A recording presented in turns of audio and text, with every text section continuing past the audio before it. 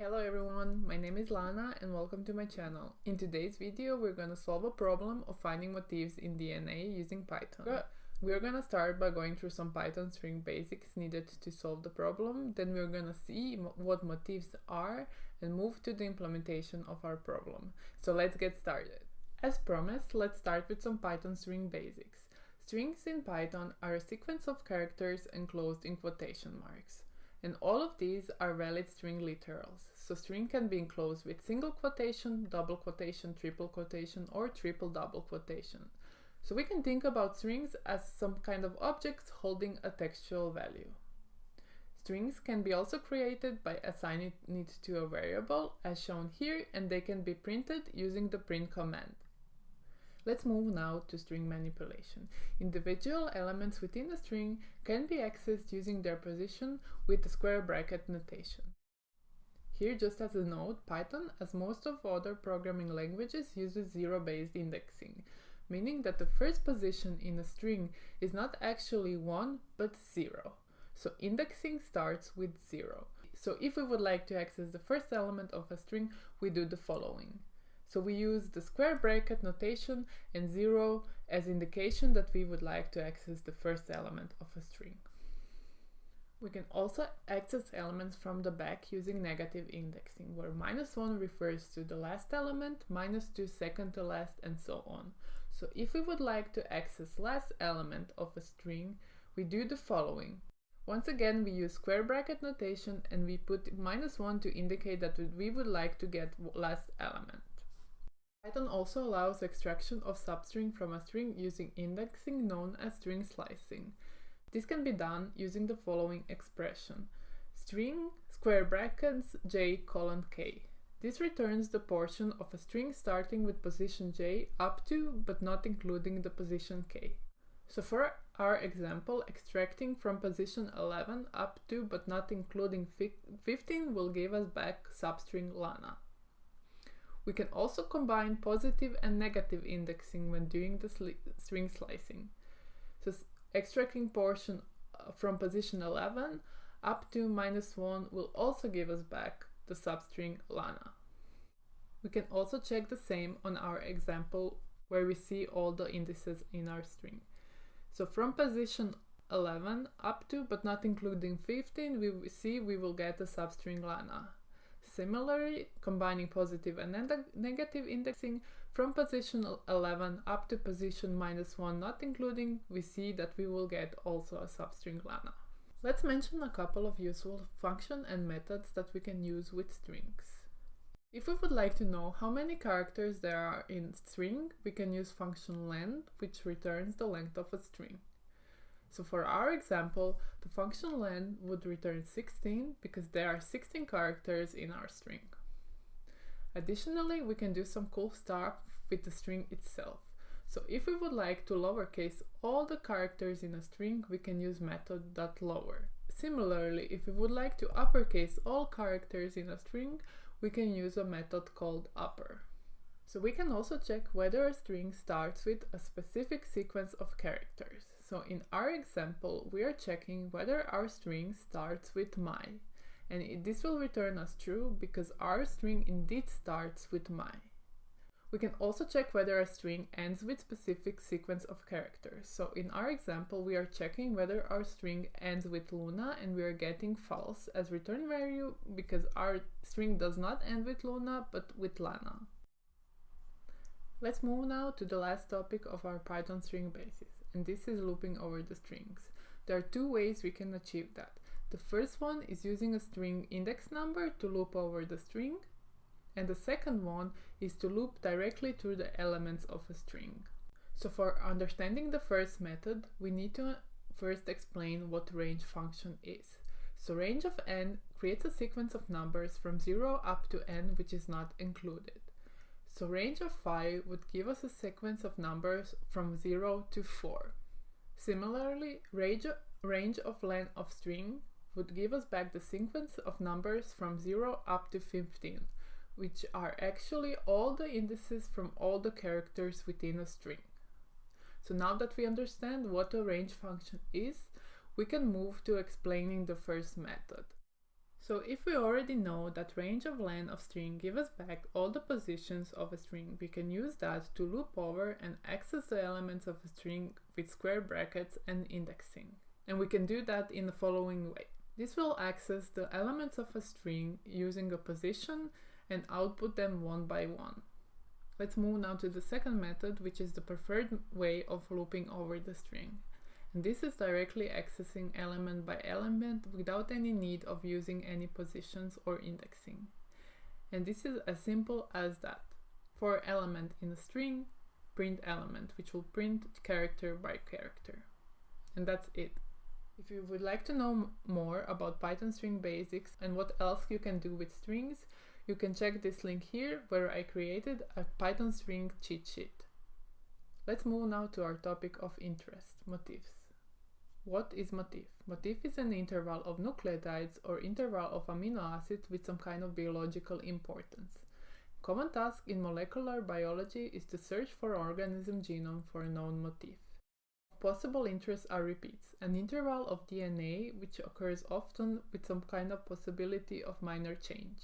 These repeats occur far more often than some random chance, indicating that genomes are anything but random. Most common repeat in humans is the allo repeat, which is 300 base pair long and occurs around 1 million times throughout every human genome. Its purpose is parasitic. When new allo element is inserted in the genome, it often causes genetic disorders.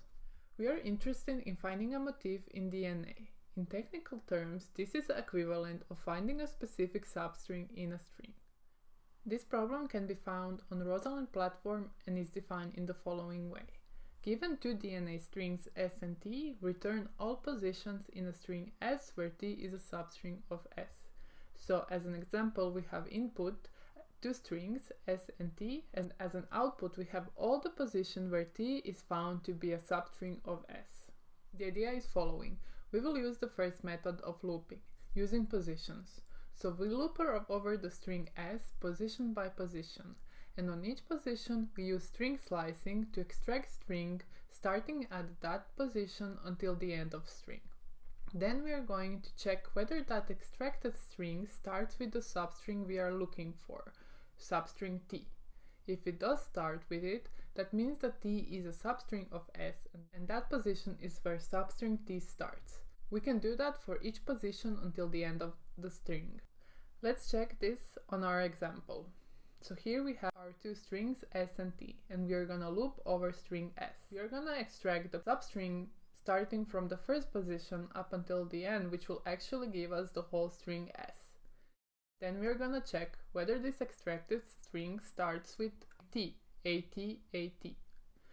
In this case, it doesn't start, so the loop continues. We are gonna move to the second position, and once again with string slicing, we are extract the string from that position until the end of the string. We're gonna get this.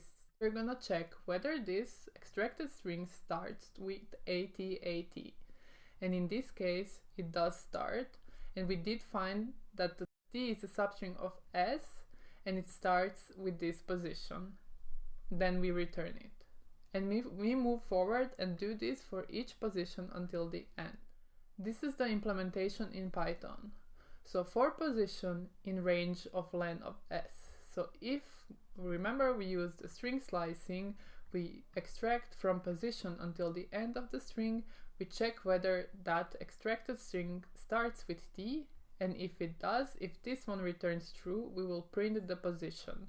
But remember, Python uses zero-based indexing, so we need to add 1 to the position.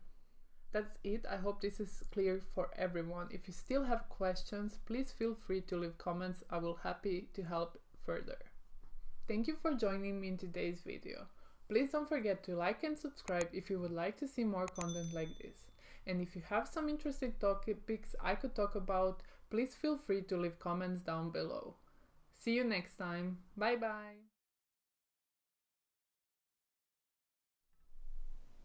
Hello everyone.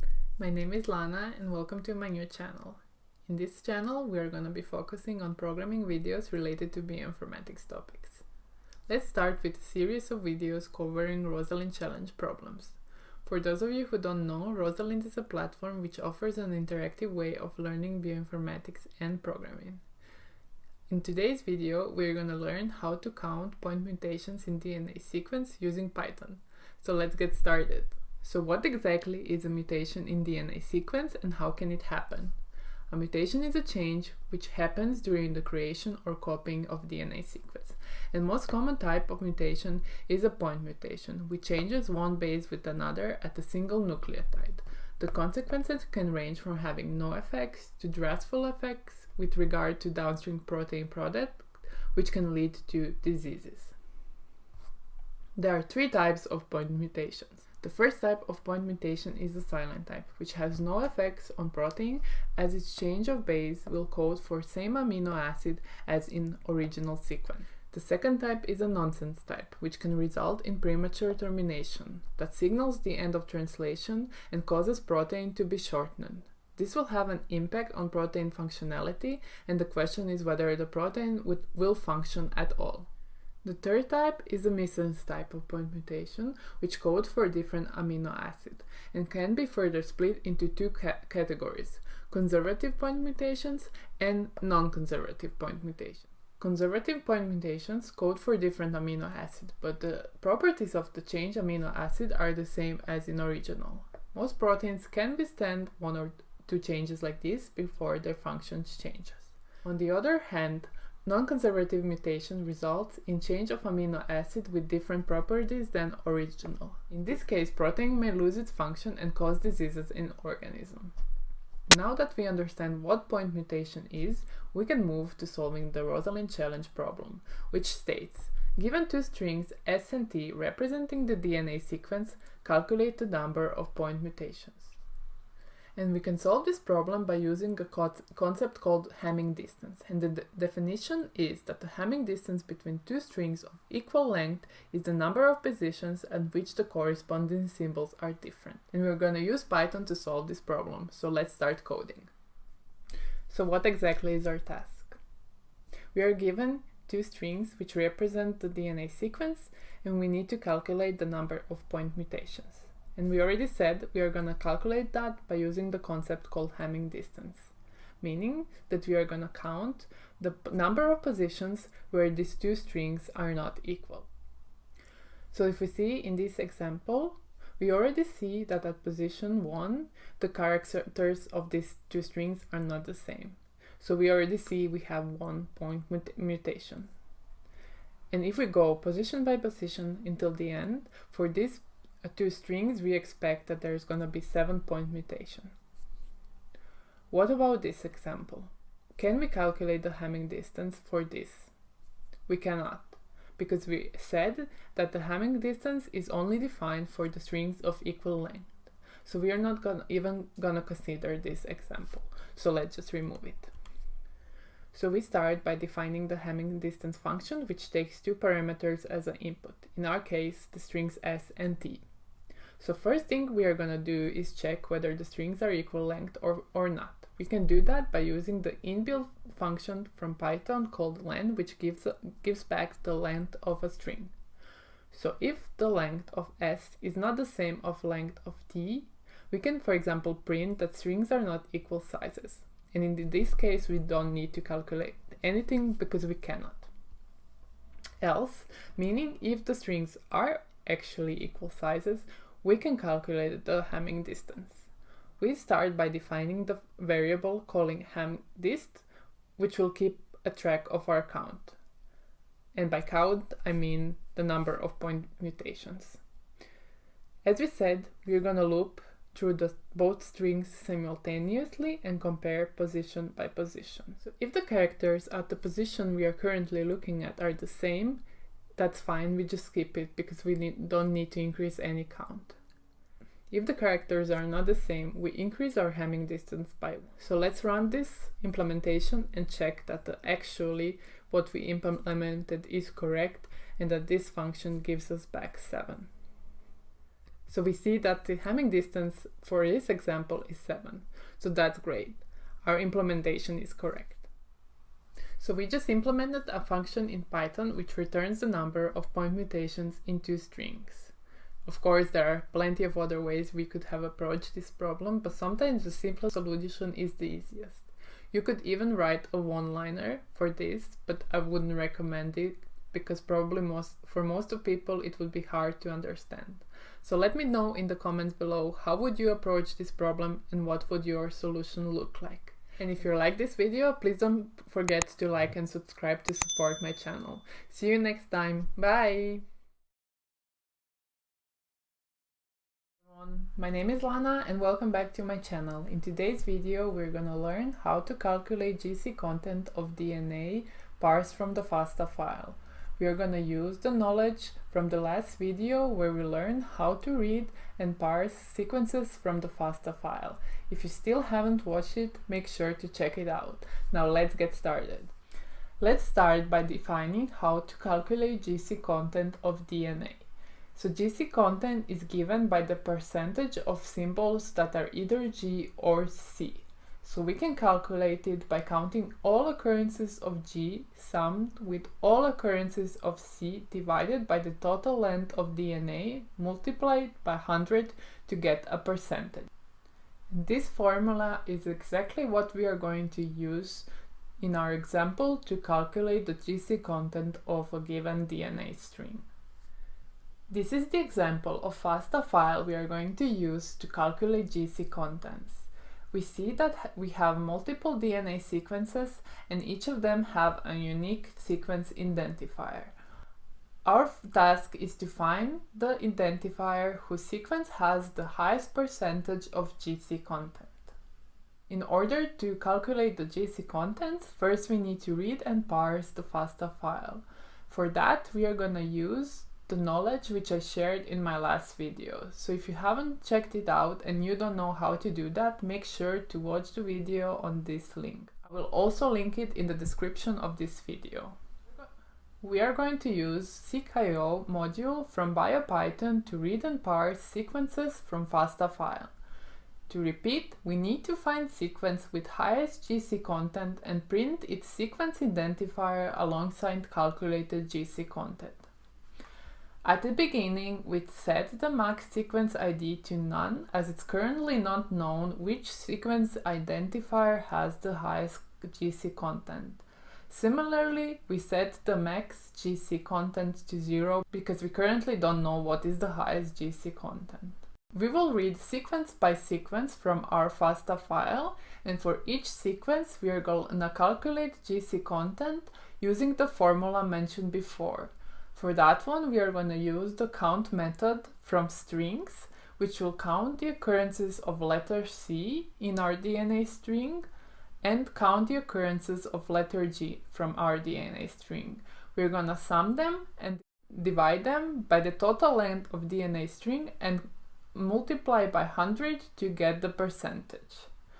Then we are gonna check if the current calculated GC content is higher than the previous one. If that is true, we are gonna set the current GC content as the max and its identifier which has the highest GC content. When we calculate that for each of the sequence from the DNA string, we are gonna figure out what is the highest GC content. So in our case, in our file, rosalind.info is the sequence identifier whose GC content is the highest. The GC content is 53%. That was it for today's video. Let me know in the comments below this video which topics would you like to see me cover. And if you still haven't, please make sure to like and subscribe to support my channel. Until the next time, bye! Hello everyone, welcome back. My name is Lana. In today's short video, I'm going to show you how to count nucleotides in DNA. I'm going to show you two approaches. First one is looping over the DNA, and the second one using the built-in functionality provided by Python. So let's get started. So our task is to count the occurrences of nucleotides A, T, C, and G in provided DNA string. I'm going to show you two solutions to this problem, but there are plenty other ways one can do this. First solution is looping through the DNA manually. For these purposes, we create a dictionary of counts where we keep an eye on count of each nucleotide. At the beginning, we set the count of each nucleotide to 0.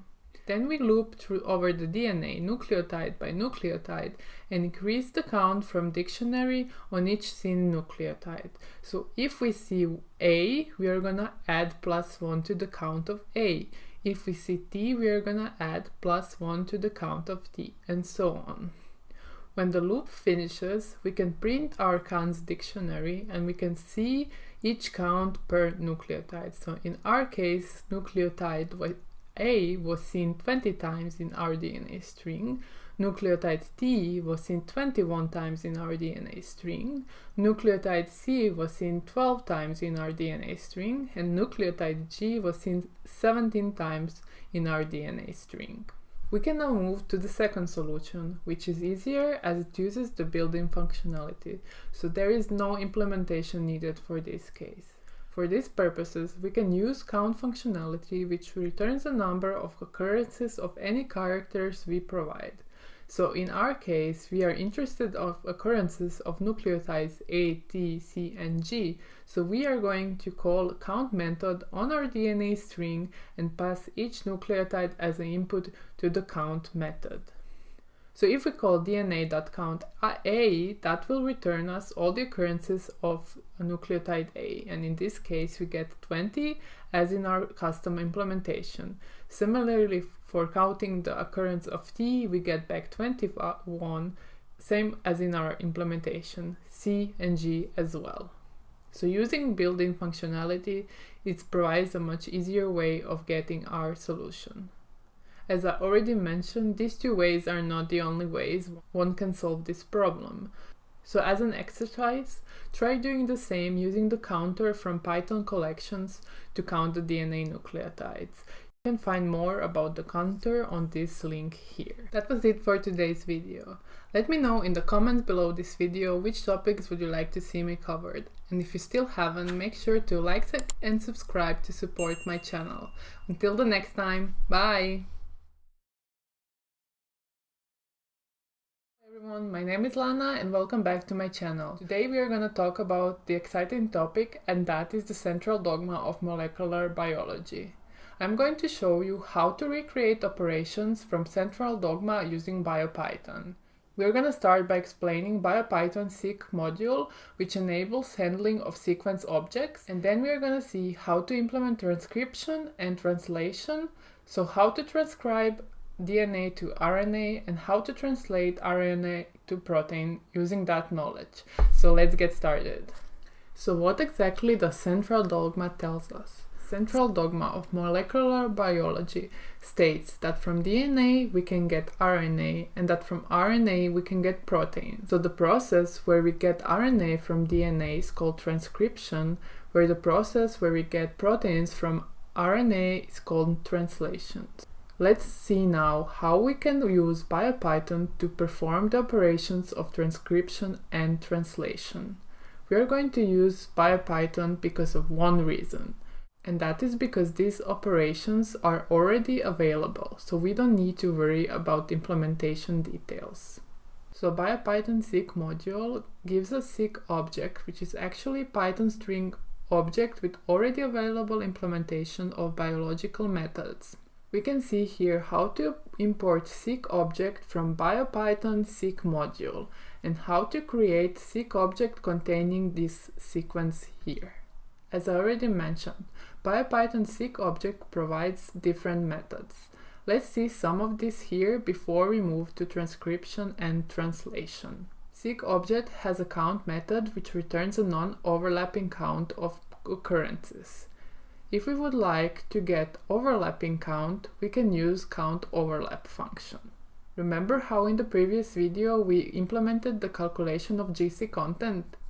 It turns out that BioPython also provides the implementation of calculation of GC content in DNA. We can get it from sequtils and use it to calculate the GC content of our sequence. In this case, we get that the GC content of this sequence is 46%. Let's move now to transcription, so making RNA from DNA. Here we have an example of coding strand of DNA, and template strand of DNA. The actual biological transcription happens from the template strand by doing a reverse complement. But in bioinformatics, implementation of transcription is done on the coding strand because all we need to do is replace letter T with U. So we see here that the coding strand of this DNA, when we do the transcriptions, all we needed to do is replace letter T with U. So in BioPython, if we would like to get template strand from coding strand, we can use reverse complement method. And if we would like to get messenger RNA from coding strand, we can use transcribe method. Additionally, we can also go back and do a back transcription to get coding strand of DNA from messenger RNA. For translating RNA to protein in BioPython, we can perform translate method on top of our messenger RNA. And if we would like to get protein from DNA directly, we can use translate method on coding strand of DNA sequence. So there is no need to first transcribe and then translate to get protein from DNA. We can use translate functionality directly. That was it for today's video. If you would like to more about BioPython seq module, you can visit the following link here. And if you would like to get more details about the central dogma, I put here an interesting article explaining all the details. I hope you liked the topic from today. Let me know in the comments below your feedback, and if you still haven't, make sure to like and subscribe to support my channel. See you next time. Bye!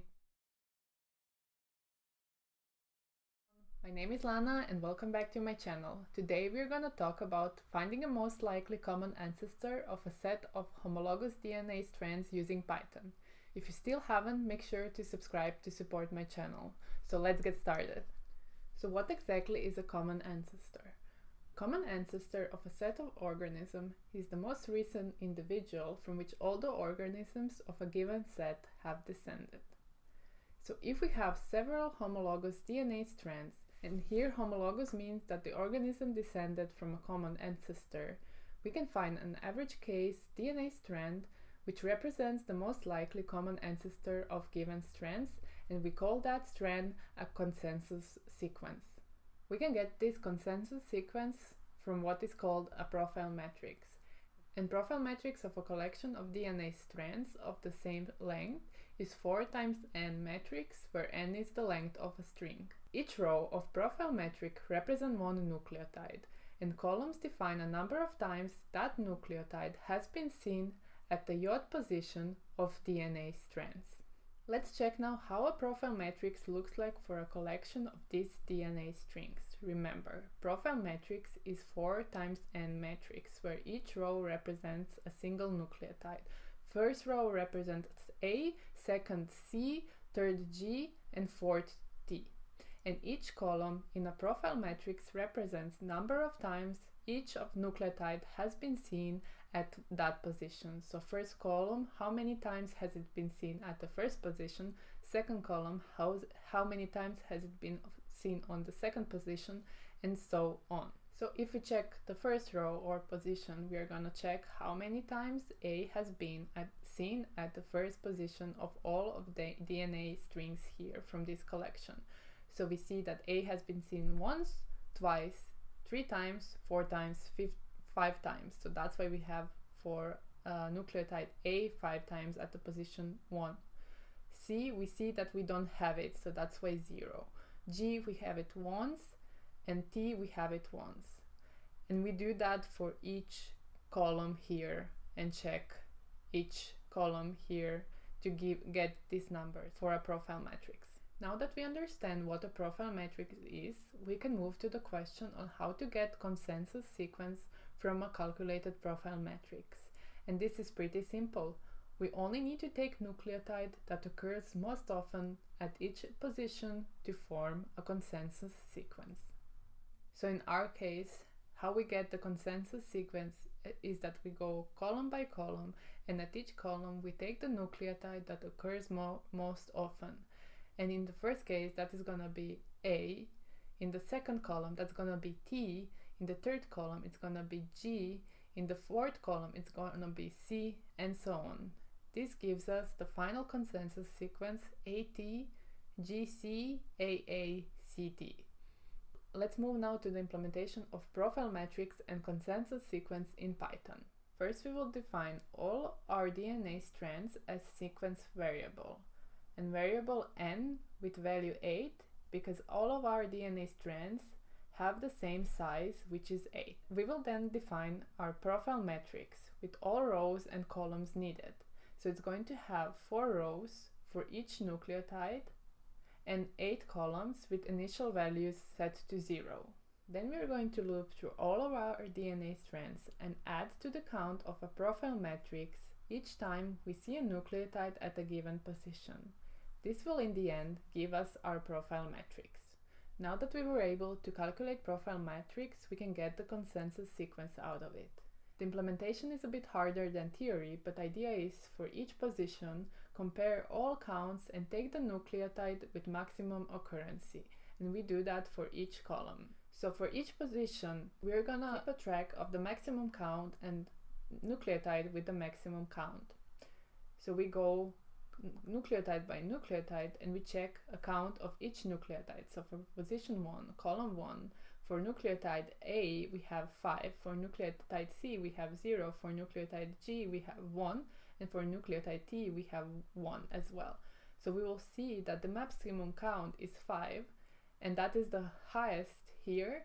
So in the end, what is going to be the nucleotide with the maximum count is A, and we will do that column by column. In the end, we are going to save all these results in an array and join them using a join command to give us our consensus sequence. That was it for today's video. Let me know in the comments below what would you like to see next. And just to remind you, make sure to subscribe if you still haven't to support my channel. Until the next time, bye bye!